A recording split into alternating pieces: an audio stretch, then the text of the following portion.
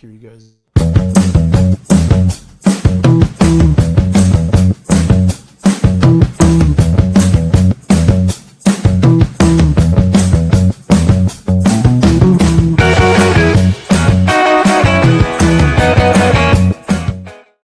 Hey, what's up, everybody? Welcome back to the Garden State Film Festival 2025. My name is Ming Chen. We are streaming live at the Sheridan Heroes Podcast Lounge at the Berkeley Oceanfront Hotel, located in the beautiful city of Asbury Park. The film festival is back and taking over the entire town of Asbury Park. Also up in Cranford as well. So we're taking over the whole Garden State, my friends. But in addition to the amazing films and music videos, we even got podcasts here this year at the film festival. More important than that are the people behind them, the people who make them. And I love talking to all the filmmakers behind all the films. I have two of them here. Can you please introduce yourselves? I'm going to start with you here to my immediate left. Thank you. Hi, Ming. My name is Nika Stewart, and I am the editor of this amazing film that, well, you can introduce. Yes, please introduce yourself and the film. I'm Rob Mandelberg. Extra Innings, Grandpa Got Game is the name of the film. And Nika, my co-creator, and I are very excited to be here in Asbury Park and looking forward to our world premiere tomorrow at 12:30. That's amazing. Tomorrow, 12:30, which venue? We're going to be at Asbury Lanes. Asbury Lanes. I don't know if you guys were there last night for the Meet the Filmmakers event. Pretty awesome place to have a world premiere, I would say. Absolutely. I mean, the energy, the excitement, being around all those filmmakers was really just an incredible air of energy. Yeah, for sure. Can you please tell us about Extra Innings, Grandpa Got Game? Absolutely. Extra Innings, Grandpa Got Game is a film about the Over the Hill Gang, which is a senior softball league. And we're focusing on guys in their 70s and 80s who just never gave up. And they love playing. You could see it in their passion. You could see it in their persistence. And it's just a real remarkable study about people who are rewriting the rules of their golden years. Yeah, not giving up, maybe reliving some of their youth and living, though, more importantly, living for sure. Yeah, and even though I think it looks like a documentary about softball, but I say it's more of a movie about passion and friendship and never giving up and like Rob said, rewriting the rules of what getting older is supposed to look like. Yeah, that's amazing. What inspired all this?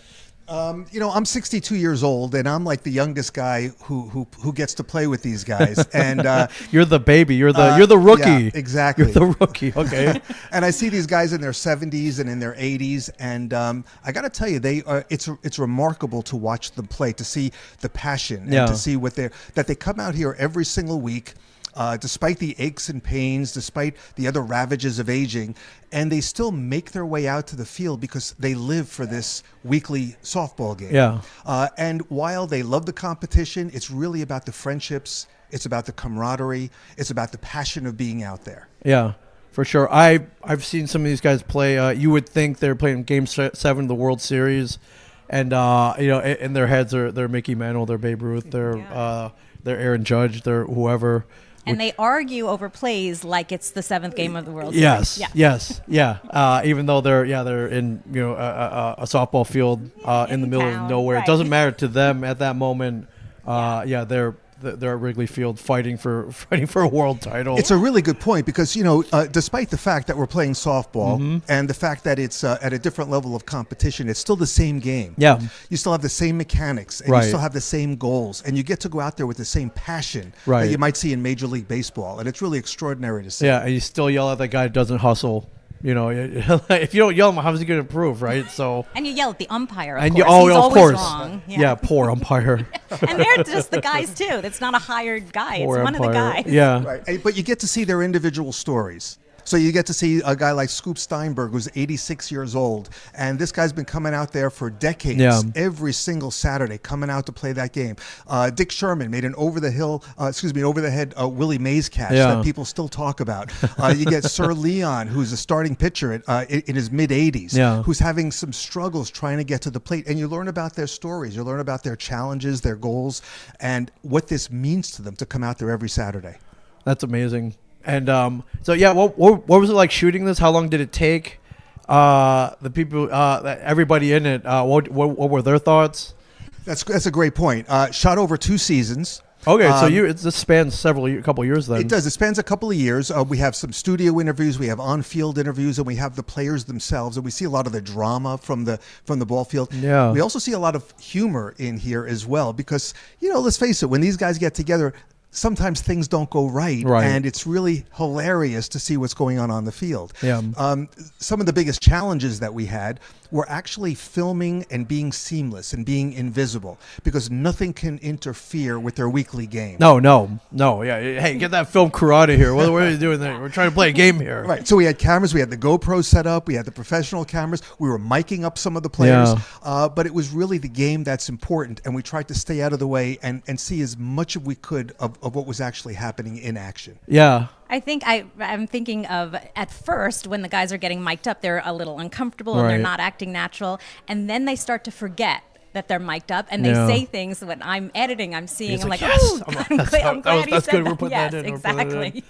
Yeah. So gear-wise, I mean, how important was the portable gear? I mean, thank God, GoPros. What a great invention. The wireless mic technology just gotten better. Better ranges, better quality. I mean, I was pretty critical to capturing something like this, I imagine, or capturing it better.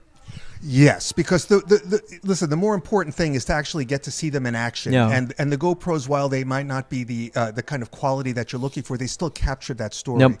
And one of the things that I loved seeing is I put a lot of these clips on TikTok, and all of a sudden I'm noticing that it's getting thousands of views, tens of thousands, hundreds of thousands, and a lot of these clips are getting millions of views on TikTok, Over the Hill Gang, and it's really great to see how people are resonating with some of these guys, their passions, and they love seeing them get out there, and it's really very inspiring. That's amazing. And I love using TikTok to market this. They're going to see those clips like, I got to check this whole thing out. So yeah, I mean, people seem to love the underdog, and this team is kind of like your lovable uncles who don't give up, and they're more iconic than they even realize they are, and it's fun watching them. And I love going up to them and saying, remember that base hit that you had last week? Well, that got 1.5 million views, and they're watching themselves. They say, I cannot believe that many people are watching. Yeah. And the comments and everybody's so supportive. It's really incredible to watch. That's so cool. Is that the hashtag, the Over the Hill Gang? Over the Hill, yes. Over the Hill Gang is the hashtag, and also Grandpa Got Game. Grandpa Got Game. The subtitle of the movie. That's amazing. What was your biggest challenge in making this? It took over two seasons. So that's a long time. You got probably got a lot more footage than you needed. So editing and post production, I imagine, was a huge challenge. Yeah. The talent, shall I say? I'm sure most were receptive. Maybe some weren't. Maybe some were having bad days. What was your biggest challenge in making this? Biggest challenge. I had an opening scene that was actually scripted because I wanted to create like a certain picture. Yeah. Everybody got there at 8 a.m. I had 1 hour to direct 30-something people, and I had better be done by 9 a.m. so they could play their game. Right, got to start, yeah. And these are not actors. No. They can't memorize lines. No, or deliver them for that matter, yeah. And so I'm directing 30-something guys who are in their 70s and 80s, and we have to do it in one take. Yeah. So we've got the cameras around, and it's really extraordinary. And what really was incredible is the footage that we got was a little bit loose, but my editor, Nika Stewart over here, was an absolute genius in putting together and getting that story across. So I'm very excited about the opening scene. Yeah, what was it like editing this? Because I can't imagine. That's a lot of footage. And what's the runtime on this? 1 hour 15. Okay, so that's hours of footage. And Rob took most of it and culled it down. So I wasn't going through most of it until it was a lot less. But I would say that the challenge was putting things together, especially, when it's a documentary, you get to find the clips that you want. That scene, which was scripted, was a challenge because it was trying to find how to make this actually look seamless with guys who really didn't know how to act. But I think that was a lot of fun. But it really was kind of like wrangling a whole bunch of your beloved uncles and putting them together and making them look as iconic as they really are, and they don't realize it. Yeah. You wrote the story it was the storyteller to make them look good, and then I feel like visually that was my job. Yeah. And also, you know, and you brought up a really good point, because we had the two professional cameras, first base, third base, a body cam, which was a GoPro, and another GoPro behind the camera. So each game, behind the backstop. So each game there were 4 cameras, and there were a couple of hours of footage on each one. Right. It's like, so it's a matter what do we use? How do we sync this up? Yeah. There's a lot of challenges. That's a lot to go through. But it was a project of passion, because I loved watching it over and over again, hearing the little conversations on the side, finding those moments that are special, and then building that into the story of the Over the Hill Gang. That's amazing. I know this is a world premiere, so you know, a lot of people will be seeing this for the first time. Has the Over the Hill Gang seen this? I showed it. I created a presentation for them, so they did get a chance to see it. They saw a director's cut, because I had a lot more footage in there that shows them off. So this has been culled down, but a lot of them are going to be in the audience tomorrow. And I'm very excited to see how they see other people watching what they do here. So it's going to be very exciting to see that. That's amazing. That's great. And then I guess you could do Q&A afterwards, maybe. And we'd like to get them up too. I would love to see. I'm sure there'll be a couple questions for them. Yeah, that would be terrific. To make them feel like the stars. Yeah, and where did you shoot this? We shot it in Monmouth County. Oh, here, right here. Right here, Monmouth County. Yeah. It's cool. I live here as well. I had no idea that. Well, you know, my whole timeline was to try to get into the deadline for the Garden State Film Festival. This is where I wanted to be. This is where I wanted to have the world premiere. And it worked. It was incredible. That's important. And I got to tell you something. The people who run this are so extraordinary, making everybody feel so welcome and so at home. And it's going to be an incredible experience. You're a superstar. I learned from them. I learned from Diane, Lauren, you know, everybody involved. I've always been very welcoming. It's just been incredible too. A great experience. Yeah, for sure. Well, great luck with the screening. I mean, what a great idea. So. I love softball. I love old men. I love them both together. So, yeah, what a great thing. Is there anything else you wanted to mention that maybe I left out? Nope, that's it. You were thorough, and that was great. Wow, and we look forward to see everybody tomorrow, 12:30, Asbury Lanes. Yeah. AL4. Yeah, AL4, everybody. Check it out. Yep. Extra Innings, Grandpa Got Game, Asbury Lanes, noon tomorrow.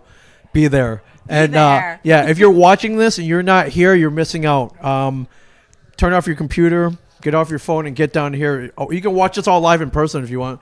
The lounge is open to everybody. But more importantly, come see all the films, meet all the filmmakers, meet the editors, grab a crew for your next project perhaps, or be inspired to create a film that you may enter next year in 2026. It's happened so many times, so for sure. But gsff.org, everybody.